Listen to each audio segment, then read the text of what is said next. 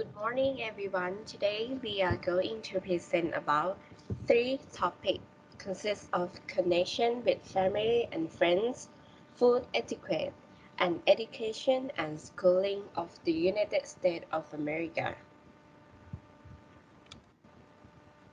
First is about connection with friends. Most of American people, especially teenagers, they spend time with their friends, which means that when they have to make a decision, they need friends to help, and also the way they live, as shown in the video. Hey, you know what? Who says it still can't be? Come on. Come on.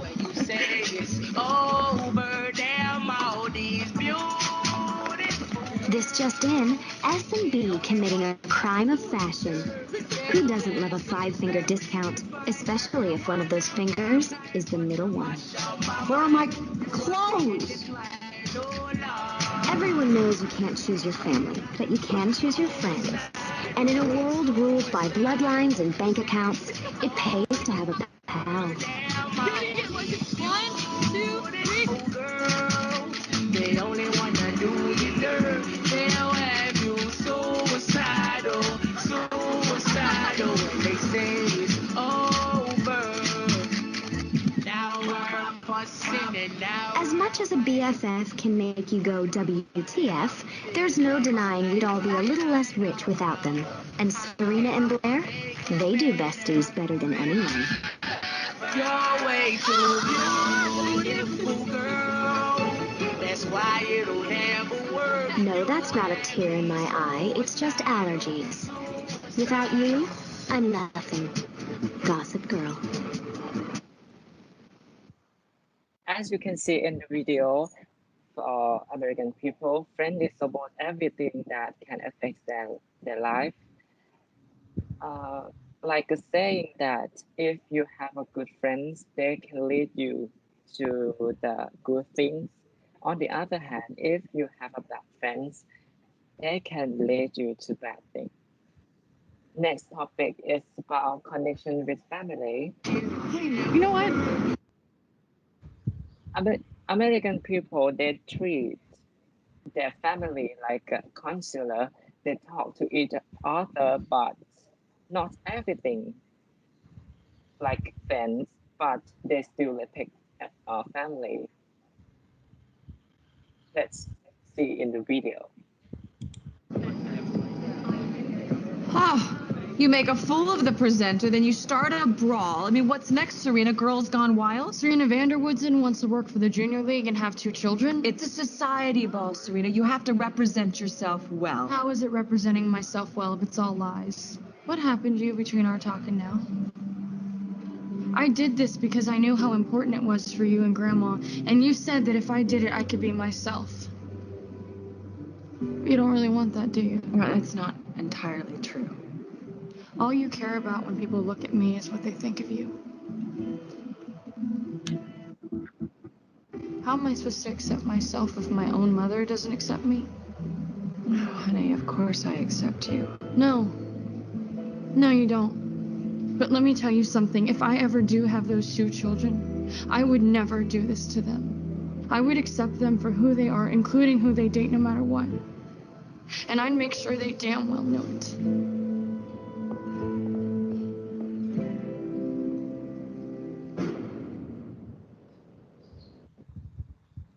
As you see in the video, uh, as you can see in the video, they talk to each other, but not smoothly like their friends.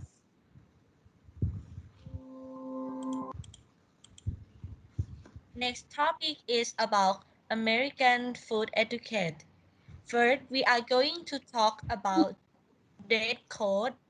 Follow whatever dress code is required on invitation or suggested by the host or hostess. Arrival, you must to arrive at least 10 minutes early unless otherwise specified. Never arrive late. Hostess gift, it is proper to bring a small hostess gift.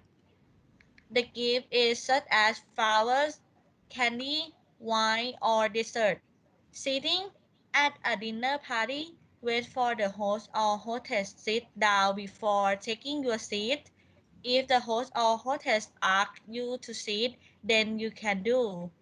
Prayer, a prayer or blessing may be customary in some households. Um, the dinner guests may join in or be respectful, fully silent. Mass prayers are made by the host before the meal is eaten. Next is toast.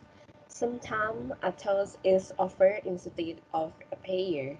Always join in with a toast. If the host stand up during the toast, also stand up.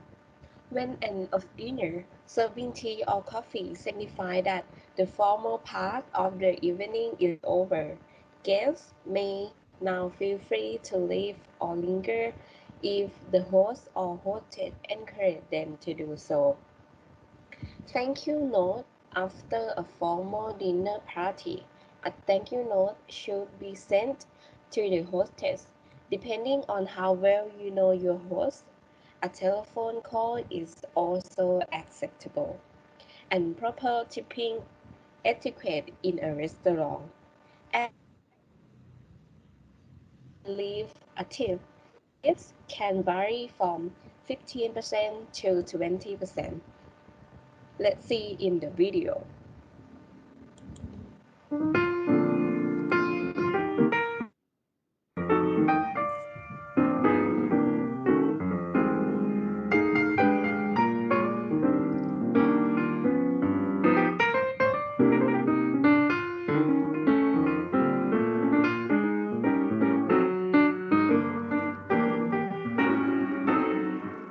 On the table, you see salt and pepper.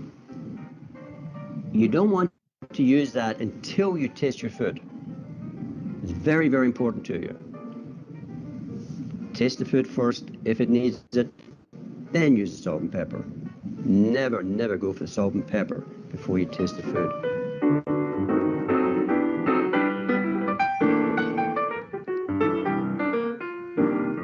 Your dinner roll.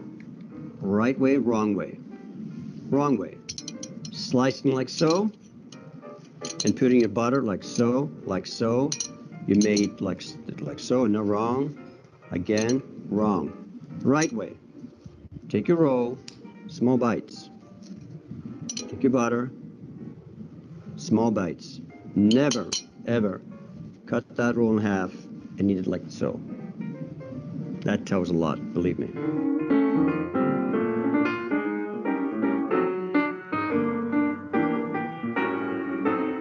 And now we're serving soup. So they'll serve the soup.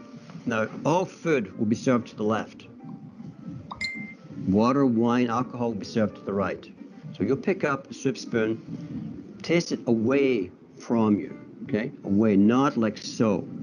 That's incorrect, improper. Taste it away from you. Different restaurants have different soup bowls. I worked at a restaurant, I bought the soup bowls and they had handles on them. This was a first date. The young gentleman was meeting his new father-in-law, and we had served the soup, and the young gentleman picked up the handle from the soup and drank out of the bowl. So the rule is never, never pick up the soup bowl, okay? Please, just the spoon. And again, away from you, not to you.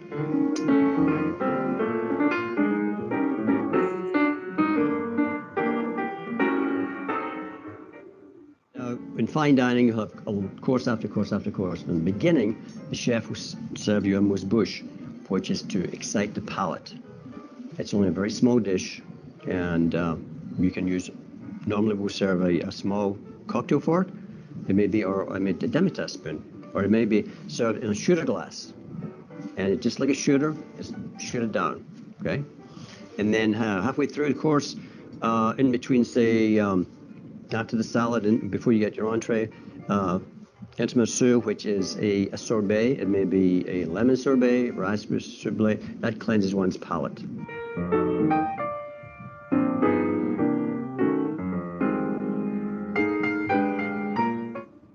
have here finger bowl. Now, when we use finger bowl, you may be eating ribs, rack of lamb, knife and fork, getting to the rack of lamb, go, I'm going to pick that up. I've seen it done many times, and you'll start eating it right off the bone. Same with the ribs, right off the bone. We will serve you a finger bowl. Warm water, lemon, you just do so. Clean it off. We'll give you a napkin. Clean it off. When you finish, put it down. The server will remove it. Hence the finger bowl.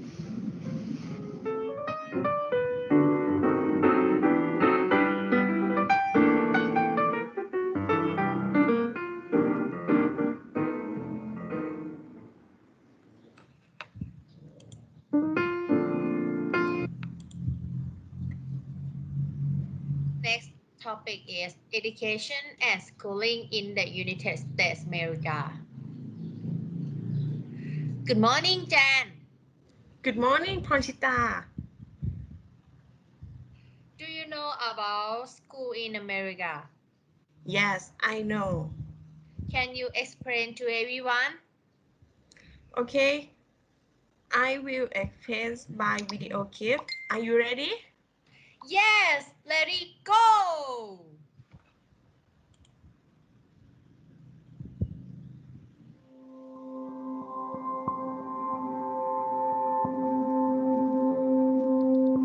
I'd like to take some time to introduce you to the school system here in America. If you've just come here from another country, you may notice some differences in how our schools work. In the United States, students are required to attend school from kindergarten starting at age 5 through 12th grade. After that, they graduate and move on to college or into a career. We have elementary schools for students in kindergarten through 5th or 6th grade, middle schools for students in 6th through 8th grade, and high schools for students in 9th through 12th grades. You may hear these high school students referred to as freshmen, sophomores, juniors, and seniors. We also have a few schools known as K through 8 schools that run all the way from kindergarten to 8th grade. Let's look at typical school schedules. Once school starts, normally in elementary, there's a morning break, lunch, and for younger students, an additional afternoon break. We call these breaks recess. Younger students generally have the same teacher all day. In middle and high schools, students change classes and have different teachers. They have about 3 to 5 minutes to get to their next class. There's a morning break and a lunch. Now it's time to meet the school staff. The principal is the person in charge of the school. Then there's a vice principal who's second in command. These people can help you with questions or concerns that you may have regarding your student. The secretary supports school staff and helps students. They may answer the phone when you call with questions or call your home when your child is sick. Counselors help your child with social or emotional issues, as well as making sure they're taking the right classes. Counselors and social workers are additional resources that we encourage you and your child to access.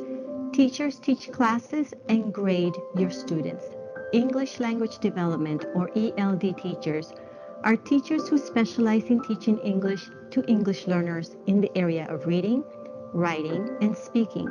In addition to your students' classes during the day, you may have them participate in before and after school programs. These programs support and build on the work your student completes during the school day. Check with your school to see what programs might be available.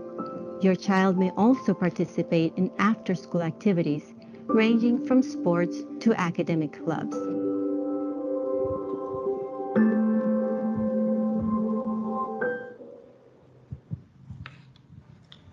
That's all for today. Thank you for your attention.